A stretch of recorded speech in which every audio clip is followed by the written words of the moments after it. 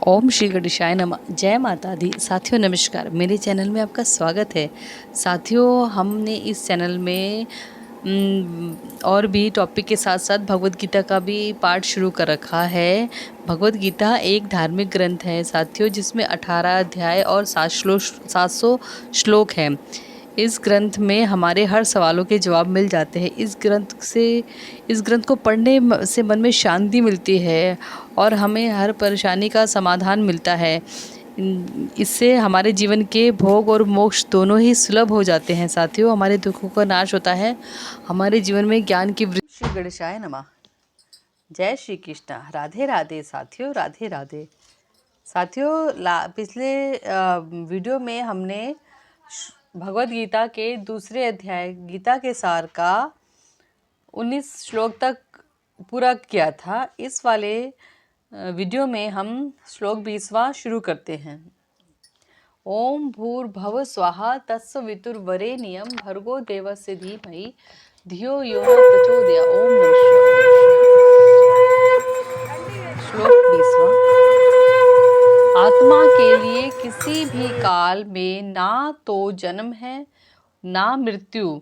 वह ना तो कभी जन्मा है, ना जन्म लेता है और ना जन्म लेगा। वह अजन्मा है, नित्य, शाश्वत तथा पुरातन है। शरीर के मारे जाने पर वह नहीं मारा जाता। अर्थात इसका तात्पर्य यह है, गुणात्मक दृष्टि से परमात्मा का अणु अंश परम से अभिन्न है। वह शरीर की भांति विकारी नहीं है। कभी कभी आत्मा को स्थायी या कटुत्स्य कहा जाता है। शरीर में 6 प्रकार के रूपांतरण होते हैं। वह माता के गर्भ से जन्म लेता है और कुछ काल तक रहता है, बढ़ता है, कुछ परिणाम उत्पन्न करता है, धीरे धीरे क्षीण हो जाता है और अंत में समाप्त हो जाता है। किंतु आत्मा में ऐसे परिवर्तन नहीं होते। आत्मा अजन्मा है, किंतु चूंकि वह भौतिक शरीर धारण करता है, अतः शरीर जन्म लेता है और आत्मा ना जन्म लेता है ना मरता है। जिसका जन्म होता है उसकी मृत्यु भी होती है।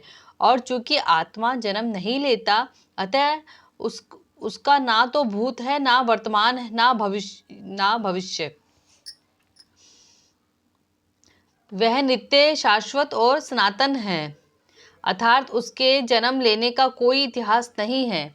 हम शरीर के प्रभाव में आकर आत्मा के जन्म मरण आदि का इतिहास खोजते हैं।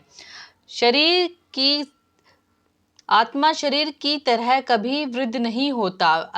अतः तथा कथित वृद्ध पुरुष भी अपने में बाल्य काल या यौवस्था जैसी अनुभूति पाता है। शरीर के परिवर्तन का आत्मा पर कोई प्रभाव नहीं पड़ता। आत्मा वृक्ष या किसी अन्य भौतिक वस्तु की तरह क्षीण नहीं होता। आत्मा की कोई सृष्टि नहीं होती। शरीर की उपसृष्टि संतानें हैं, वह भी व्यष्टि आत्माएं हैं। शरीर के कारण वे भी ना किसी की संतानें प्रतीत होती हैं। शरीर की वृद्धि आत्मा की उपस्थिति के कारण होती है, किंतु आत्मा के ना कोई उपवृद्धि है और ना कोई परिवर्तन होता है। अतः आत्मा शरीर के 6 प्रकार के परिवर्तन से मुक्त है। आत्मा के ज्ञान से यह चेतना से सदैव पूर्ण रहता है। आत्मा ज्ञान से या चेतना से सदैव पूर्ण रहता है।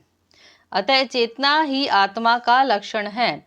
यदि कोई हृदयस्थ आत्मा को नहीं खोज पाता है, तब भी वह आत्मा की उपस्थिति की चेतना की उपस्थिति से जान सकता है। कभी कभी हम बादलों या अन्य कारणों से आकाश में सूर्य को नहीं देख पाते, किंतु सूर्य का प्रकाश सदैव विद्यमान रहता है। अतः हमें विश्वास हो जाता है कि यह दिन का समय है।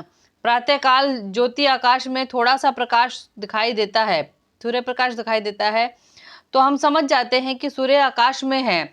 इसी प्रकार चूंकि शरीर में चाहे पशु के हो या पुरुष के हो, कुछ ना कुछ चेतना रहती है। अतः हम आत्मा की उपस्थिति को जान लेते हैं, किंतु जीव की यह चेतना परमेश्वर की चेतना से भिन्न है, क्योंकि परम चेतना तो सर्वज्ञ है, भूत वर्तमान तथा भविष्य के ज्ञान से पूर्ण है।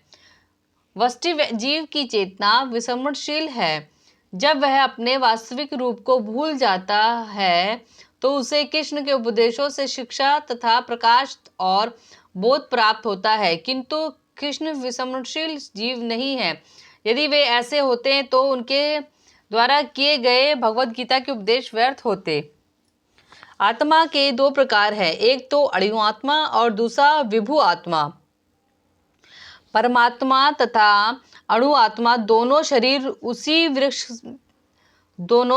रूपी उसी वृक्ष में जीव के हृदय में विद्वान हैं, और इनमें से जो समस्त इच्छाओं तथा शोकों से मुक्त हो चुका है वह है भगवत कृता से आत्मा की महिमा को समझा जा सकता है। वही भगवत कृता की आत्मा से आत्मा की महिमा को समझ सकता है।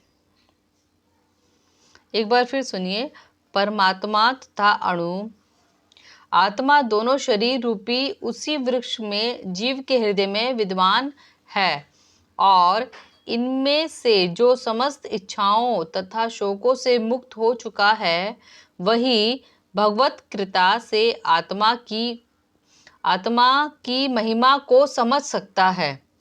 कृष्ण परमात्मा के भी उद्गम है, जैसा कि अगले अध्यायों में बताया जाएगा, और अर्जुन अणु आत्मा के समान हैं जो अपने वास्तविक स्वरूप को भूल गया है, अतः उसे कृष्ण द्वारा या उनके प्रमाणिक प्रतिनिधि गुरु द्वारा प्रबंध किए जाने की आवश्यकता है। यहाँ पर श्लोक 20वां समाप्त होता है। मिलती हूँ अगले श्लोक में,